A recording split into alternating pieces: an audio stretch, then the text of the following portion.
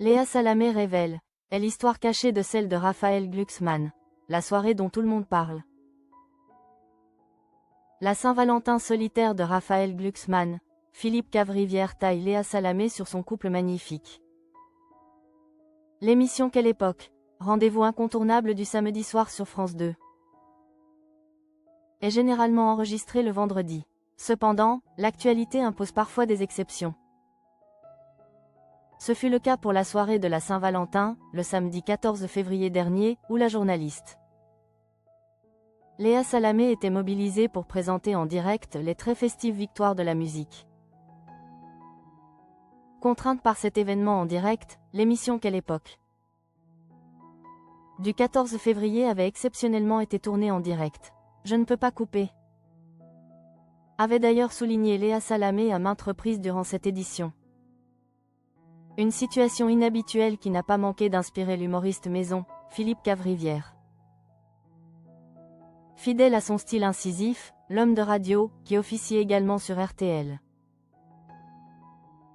s'est fait un malin plaisir de taquiner l'animatrice sur la Saint-Valentin en solo de son compagnon, l'homme politique Raphaël Glucksmann.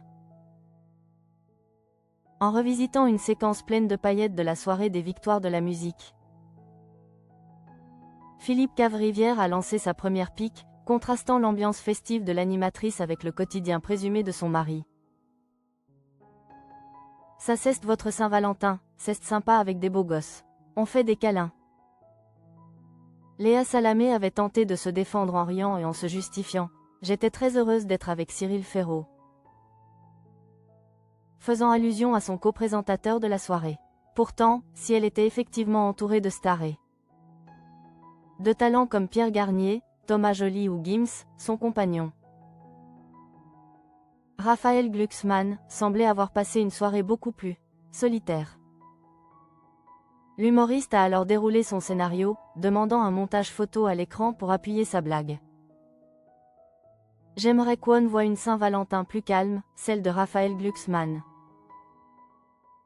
a poursuivi Philippe Cavrivière, faisant apparaître l'homme politique seul, assis sur son canapé. Le coup de grâce est arrivé dans la description de cette soirée présumée. Le pauvre, il s'est tapé les victoires tout seul devant sa télé. Il était devant un avarin de la mer. De chez Picard mal décongelé.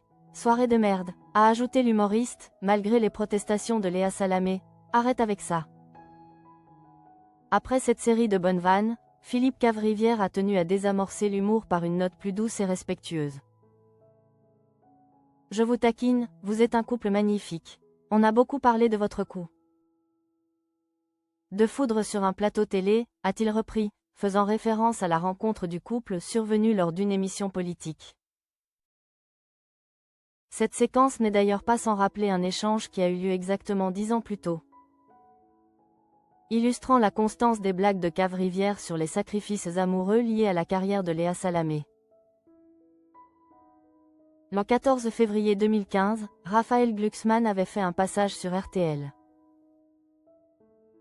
Cavrivière, déjà là, lui avait lancé une pique comparable, mais encore plus prémonitoire. La bonne nouvelle pour vous, c'est que Léa Salamé présente ce soir les victoires de la musique sur France 2, donc vous n'aurez pas à payer le fameux resto de Saint-Valentin. L'humoriste n'avait pas lâché l'affaire, poursuivant sur les conséquences amoureuses du succès de Léa. Le revers de la médaille, c'est que par amour vous allez devoir vous taper toute la cérémonie.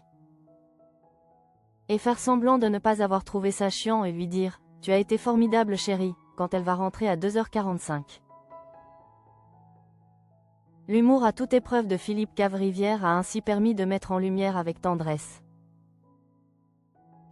le décalage souvent inévitable entre les vies publiques intenses des stars de la télévision, comme Léa Salamé, et le quotidien plus calme de leurs conjoints, même lors de fêtes romantiques comme la Saint-Valentin.